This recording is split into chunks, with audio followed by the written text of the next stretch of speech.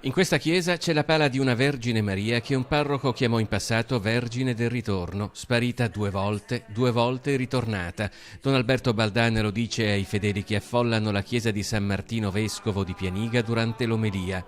Si chiude con questo augurio a Luca Tacchetto ed Edith Blaise, scomparsi in Burkina Faso da 38 giorni, la manifestazione di solidarietà che ha unito cittadini di Vigonza e di Pianiga, nel paese del Veneziano, a pochi passi dal comune in cui vive la famiglia Tacchetto. La mamma di Luca, Rosanna Crivellari, insegna da tanti anni alle scuole medie di Pianiga.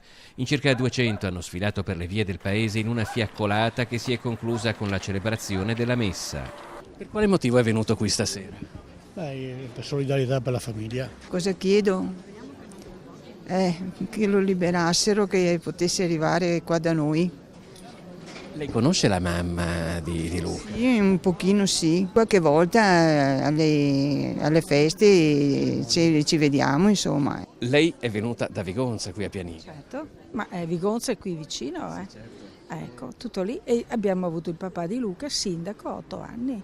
Lo conosciamo molto bene. A Vigonza e Pianiga quasi tutti conoscono la famiglia Tacchetto. La partecipazione all'iniziativa, partita dalla scuola ed estesa a tutti, è molto sentita.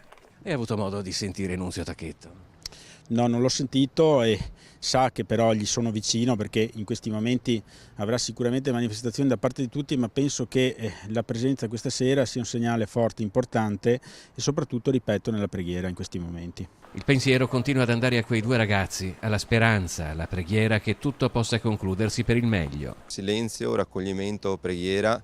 Ognuno di noi con la fiaccola in mano ha avuto modo di pensare, di essere vicino a Luca, Edith e ai loro familiari. E speriamo che questa preghiera e questa vicinanza portino a qualche notizia buona, positiva per loro.